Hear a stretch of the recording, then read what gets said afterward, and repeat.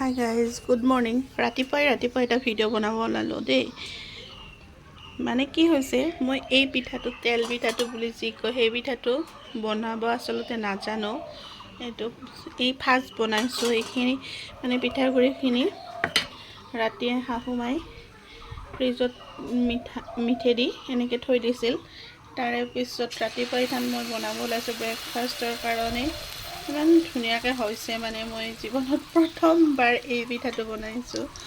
মই খাইছিলোঁ বেলেগে বনোৱা বা শাহু মায়ে বনোৱা, কিন্তু মই নিজে এইটো বস্তুটো বনাব চেষ্টা কৰিছিলোঁ, কিন্তু নোৱাৰিলোঁ। মোৰ নহয় এনেকুৱা, কিন্তু আজি ইমান ধুনীয়াকৈ হৈছে। চাওক না, কিমান ধুনীয়াকৈ হৈছে তেল পিঠাটো। জীৱনত প্ৰথমবাৰ কিবা এটা বনাব পাৰিছোঁ। এনেকৈ ভাল লাগে যেতিয়া কিবা এটা নজনা বস্তু জানি কৰিব পাৰি, আৰু সেইও নিজৰ হাতেদি।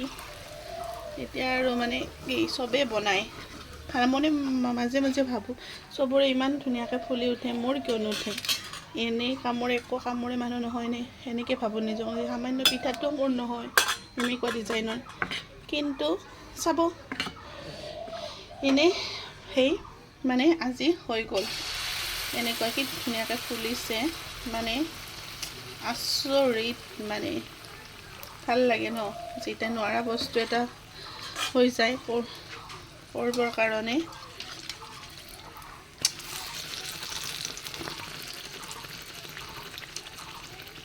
ৰাতিপুৱা ব্ৰেকফাষ্টত আমি এই তেল পিঠা আৰু চাই খাম।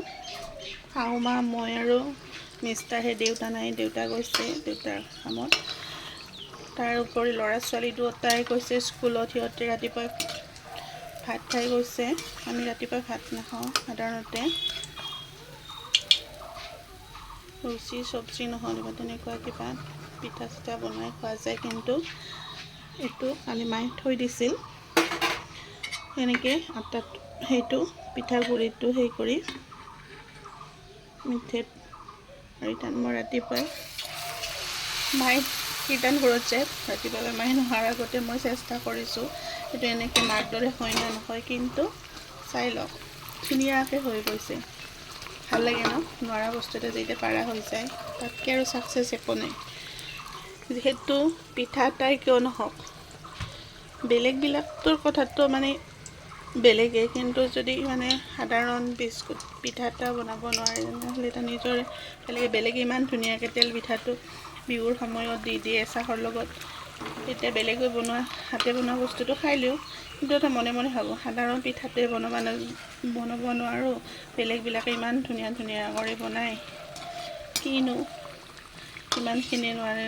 আৰু কিন্তু আজি লাষ্ট হৈছে, বিৰাট ভাল লাগিছে। আৰু কিমান ভাল লাগিছে তো মই আপোনালোকক বুজাব নোৱাৰোঁ। আচলতে আমাৰ মোটামুটি ব্ৰেকফাষ্ট হৈ যাব। মই গোটেইখিনিয়ে বনাই থৈ দিম। সিহঁতৰ স্কুলৰ পৰা আহি গধূলি টাইমত খাব পাৰিব, কাৰণ স্কুলৰ পৰা আহি সিহঁতৰ অলপ সময়ো সিহঁতৰ নিজৰ কাৰণে 3টা বজাত আহি পায় উঠি ভাতকেইটা খাই আমি নাথাকোঁৱেই ঘৰত। মই আৰু মিষ্টাৰ ওলাই যাওঁ নিজৰ কামত। যিহেতু সৰু সুৰাকৈ হ'লেও কিবা এটা কৰি আছোঁ, বহুত ডাঙৰ নহ'লেও আমাৰ কাৰণে সেইখিনিয়ে বহুত মানে আৰু শাহু মায়ে থাকে দিনটো, সিহঁতক খোৱা লোৱা সমস্তখিনি কৰে। গধূলি টাইমত আহি পাওঁ, তাৰ পৰা আহিব 3টাত আহি বাহিৰত যাব, আৰু 3:30টাৰ পৰা সিহঁতৰ টিউশ্যন থাকে। যিহেতু ল'ৰাই ক্লাছ 9 পালে, ছোৱালী ক্লাছ 6 পালে। সিহঁতৰ কালিৰ পৰা ছোৱালীৰ টিউশ্যন আৰম্ভ হৈছে, আৰু ল'ৰাৰ নেক্সট উইকৰ পৰাই হৈছে বাৰু। সিহঁতে আহে গধূলি 6টামানত আহে, সেইকাৰণে আহি খাব।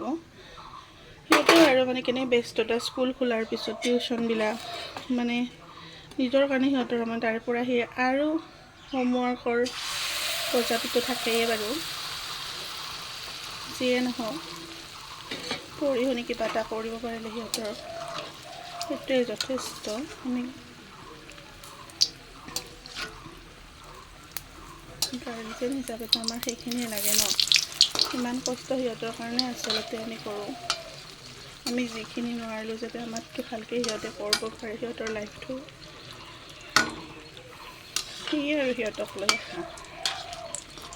হ'ব নিশ্চয় ভগৱান আছে, ভগৱানৰ চাপৰ্ট সদায় আছে।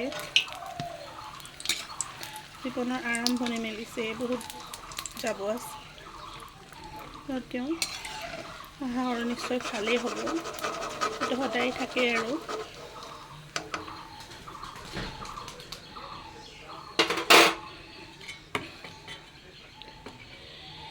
পিছে আমি চাই দি এনেকৈ পিঠা খাম, আপোনালোকে চাব বাৰু আৰু জনাবচোন। বহুত দৰে শুনিলোঁ প্ৰথমবাৰ এনেকৈ পিঠা বনাওঁতে ইমান ভাল লাগিছে। মোৰ যেনেকুৱা অনুভৱ হৈছে বাৰু বেলেগৰ এনেকুৱা অনুভৱ হৈছিল নে নজনা বস্তুটো হোৱাৰ পিছত মই কিন্তু নজনা বস্তুটো জানিবৰ কাৰণে যিমান হ'লেও অলপ সময়ৰ কাৰণে হ'লেও চেষ্টা কৰোঁ, কিজানি এদিন হৈয়ে যায়, এদিন হওঁ ছাকচেছ। ঠিক আছে, বাই বাই।